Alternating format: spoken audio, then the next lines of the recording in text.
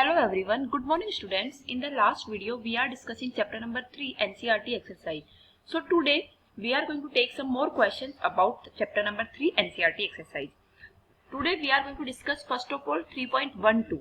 What is this question beta? A ball is dropped from a height of 90 meter on a floor. Height एक 90 metre की height से एक ball को drop किया जाता है. जब वो बॉल नीचे आती है तो वो कोलिजन करती है फ्लोर के साथ में. At each collision the ball loses 1/10 of its speed. Ball अपनी स्पीड में 1/10 जितनी भी होती है हर बार में उसका 1/10 पार्ट वो रिलीज कर देती है, लूज कर देती है. Then what we have to do, we have to plot that speed time graph of its motion between t is equal to 0 to 12 second. 0 से लेकर 12 सेकेंड तक का पार्टिकल का जब 1/10 पार्ट लूज करने पर उसकी स्पीड का ग्राफ किस तरह से होगा, हमें स्पीड टाइम ग्राफ इसमें प्लॉट करना है. तो देखते हैं बेटा इसका सॉल्यूशन. देखो सबसे पहले हम इसमें वो चीजें लिखते हैं जो हमें दी हुई है. वर्टिकल डायरेक्शन में हमारी बॉल डाउनवर्ड फॉल हो रही है तो उसकी हाइट जो दी है बेटा वो हमें 90 मीटर दी है. इनिशियल वेलोसिटी जस्ट उसको फॉल कर रहे हैं तो initial velocity is 0, so u equal to 0. Vertical direction में आ रही है, फ्रीली फॉल है, तो उस केस में हमारा जो एक्सेलरेशन होगा that will be acceleration due to gravity that is 10 metre per second square. और जो हमें हाइट हमने मान ली h मान लो s मान लो 90 मीटर हो गया. टाइम हमें कैलकुलेट करना है. तो अब हम देखते हैं बेटा सेकंड इक्वेशन लगा दो आप न्यूटन की. s is equal to ut plus half at square. तो फर्स्ट टर्म उसमें ut वाला 0 होगा बिकॉज u 0 है. टाइम क्या आ जाएगा 2s अपॉन a.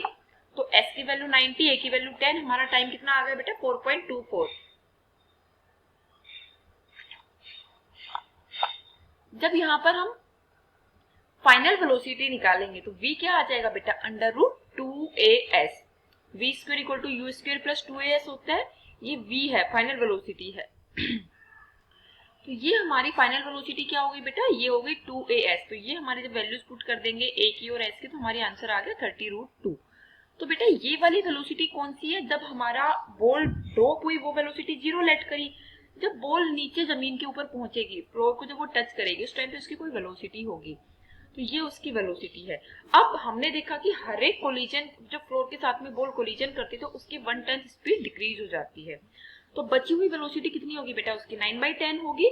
तो जो रिबाउंड वेलोसिटी होगी जिसके साथ में वो बॉल वापस ऊपर आएगी that velocity is u dash and that is 9/10 of u. क्योंकि 1/10 उसमें रिलीज हो गई है इसलिए 1/10 हमने माइनस कर दिया, बच गया कितना 9/10 पार्ट.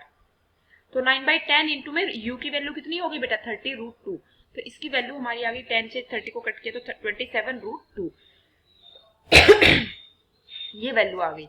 अब ये पॉइंट हमारा कौन सा हुआ बेटा, जब हमारा पार्टिकल एक फॉल के बाद में ऊपर पहुंचा है, हमारी बॉल जब ऊपर पहुंची है. एक ऐसा पॉइंट आएगा जब वो पार्टिकल बॉल हमारी नीचे वापस आना स्टार्ट होगी. तो मैक्सिमम हाइट तक का इस केस में इस वेलोसिटी के साथ में जब हमारा पार्टिकल मैक्सिमम हाइट तक पहुंचेगा उस तक पहुंचने में पार्टिकल को कितना टाइम लगेगा. तो हम देखेंगे v is equal to u plus at. तो उस टाइम पे हमारी वेलोसिटी कितनी हो जाएगी बेटा 0 हो जाएगी फाइनल वेलोसिटी, जब वो ऊपर के डायरेक्शन में मोशन कर रहा है. तो उस केस में जो उसकी टाइम होगा वो हमारा बेटा फर्स्ट इक्वेशन से आ जाएगा t dash will be equal to u dash by a. u dash की वैल्यू 27/√2, a की वैल्यू 10, तो हमारा कितना आ गया 2.7√2. It means 3.81 second.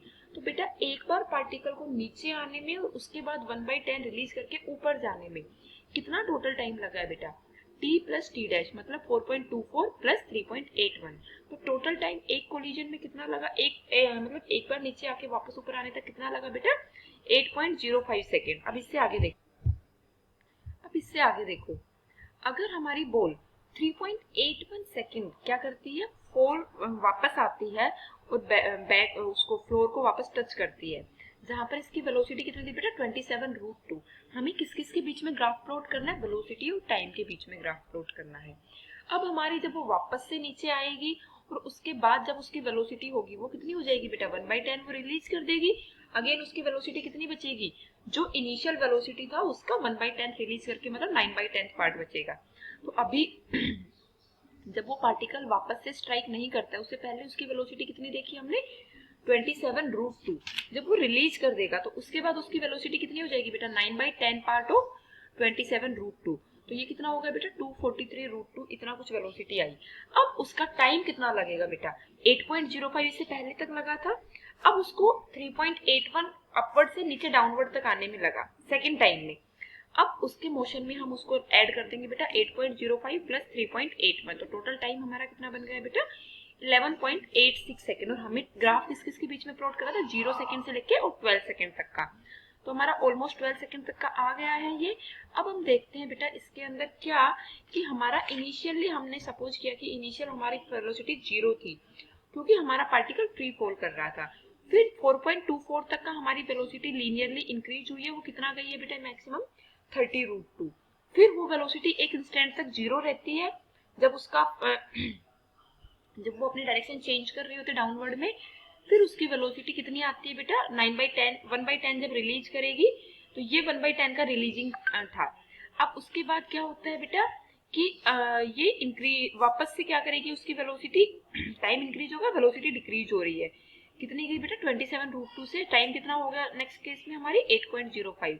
जब हमारा अगला टाइम आया था लास्ट केस में, जब वो एक बार नीचे आई फिर ऊपर गई फिर वापस नीचे आती है, तो उस टाइम तक का हमारा टाइम कितना था 11.86। और उस टाइम पे हमारी वेलोसिटी कितनी थी बेटा इनिशियली तो हमारी 27√2 थी जब उसने स्ट्राइक किया फ्लोर को उससे पहले, लेकिन स्ट्राइक करने के बाद उसने 1/10 रिलीज कर दी। 1/10 रिलीज करने के बाद में उसको 243√2 बचती है। तो इस तरह से हम इसका ग्राफ प्लॉट कर सकते हैं बेटा, थोड़ा सा ट्रिकी है, एक बार में समझ लिया तो 2 बार वीडियो देखो बेटा आपको समझ आ जाएगा। अभी बढ़ते हैं हम अगले क्वेश्चन की तरफ। अब बेटा नेक्स्ट क्वेश्चन हम देखते हैं 3.16, ये ग्राफ से रिलेटेड क्वेश्चन है। 3.16 को रीड करिए। Look at the graph A to D in figure 3.20 carefully and state with reasons which of these cannot possible represent one dimension motion of a particle। ये आपको 4 ग्राफ दिए हुए बेटा, इन चारों ग्राफ में आपको देखना है कि वन डायमेंशन मोशन में आपका कौन सा ग्राफ पॉसिबल हो सकता है, कौन सा ग्राफ पॉसिबल नहीं हो सकता। सबसे पहले हम बात करते हैं इस ग्राफ की। तो देखो यहाँ पर हमें x दिया है मतलब पोजीशन दिया है, y एक्स एक्सिस पे हमें टाइम दिया है, ये हमारा कर्व है। तो आप देखो हमारा एक टाइम पर किसी भी पार्टिकल की एक पोजीशन हो सकती है, लेकिन इस केस में जैसे सपोज करो ये वाला टाइम है जहां पर मेरा कर्सर है, इसी टाइम पर पार्टिकल की 2 पोजीशन है। किसी भी टाइम की बात कर सकते हैं, यहाँ पर देखो एक पोजीशन ये है, एक पोजीशन ये है। तो किसी भी पर्टिकुलर टाइम पर पार्टिकल की 2 पोजीशंस हमें दी हुई हैं, इसलिए ये पॉसिबल नहीं हो सकता कि एक पार्टिकल की एक टाइम पर 2 पोजीशन के ऊपर वो पार्टिकल अवेलेबल हो पाए। इसलिए वन डायमेंशन में ये वाला जो कर्व है हमारा ये पॉसिबल नहीं होगा। अब हम बढ़ते बी पार्ट की तरफ। ये अगेन हमारा वन डायमेंशन मोशन है, v से वेलोसिटी को रिप्रेजेंट किया है और t से टाइम को रिप्रेजेंट किया है। तो हमारा एक ही टाइम पर पार्टिकल की तो डिफरेंट वेलोसिटी नहीं हो सकती। एक टाइम पर ये एक बार में तो देखो यहाँ पर ये पॉजिटिव वेलोसिटी बता रहा है, सेम केस में उसी टाइम पर ये यहाँ पर नेगेटिव वेलोसिटी बता रहा है। सेम केस आपका लेफ्ट हैंड साइड में भी आप y एक्सिस के लेफ्ट हैंड साइड में भी देख सकते हैं। तो ये चीज हमारी पॉसिबल नहीं हो सकती। एक टाइम पे आपके पार्टिकल की वेलोसिटी एक ही टाइप की हो सकती है, वो पॉजिटिव भी हो सकती है, नेगेटिव भी हो सकती है, जीरो भी हो सकती है।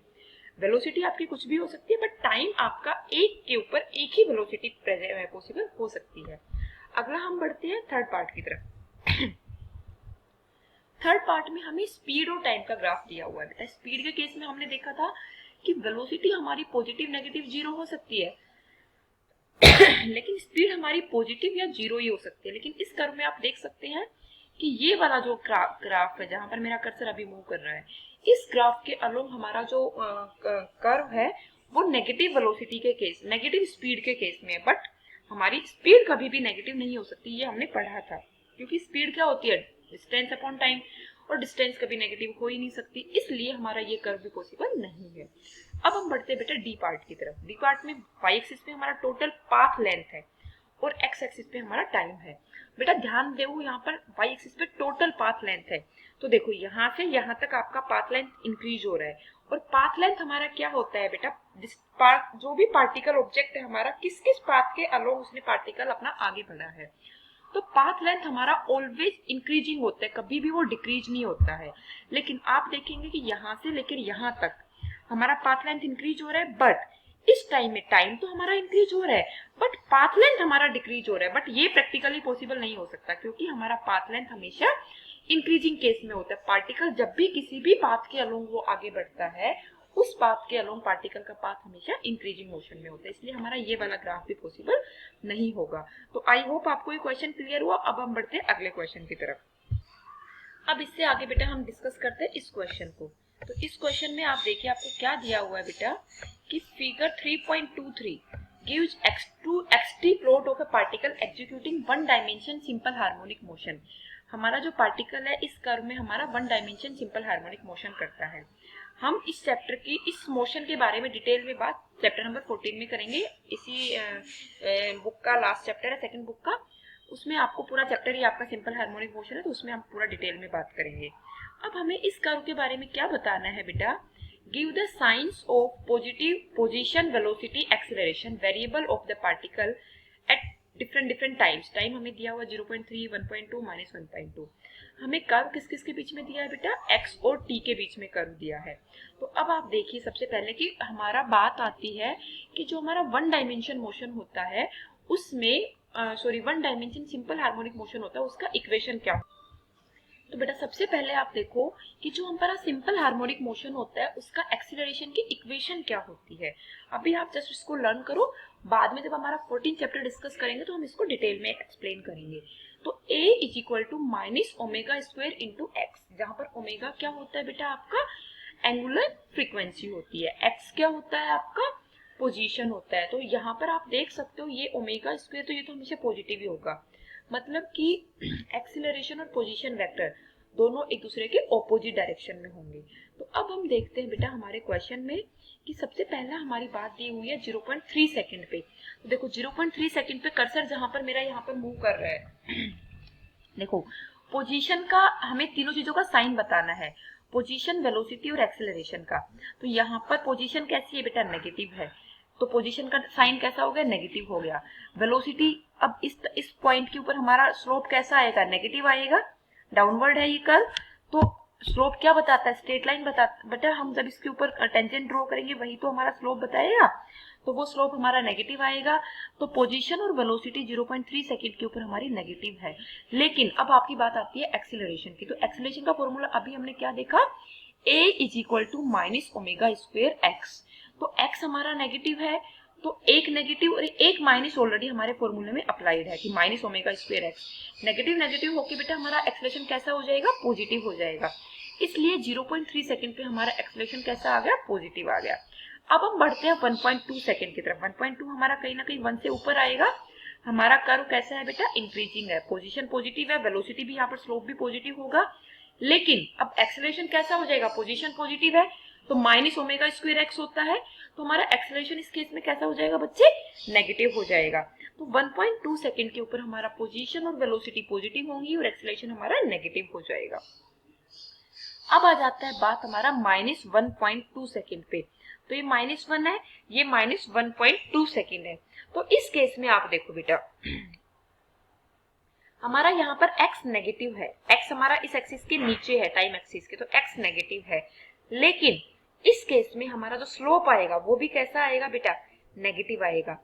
इसलिए हमारा स्लोप तो यहाँ से नेगेटिव आएगा, लेकिन आप क्या बोलोगे इस केस में, लेकिन वेलोसिटी हमारी क्या होती है बेटा, टाइम मतलब डिस्प्लेसमेंट अपॉन टाइम या पोजीशन अपॉन टाइम।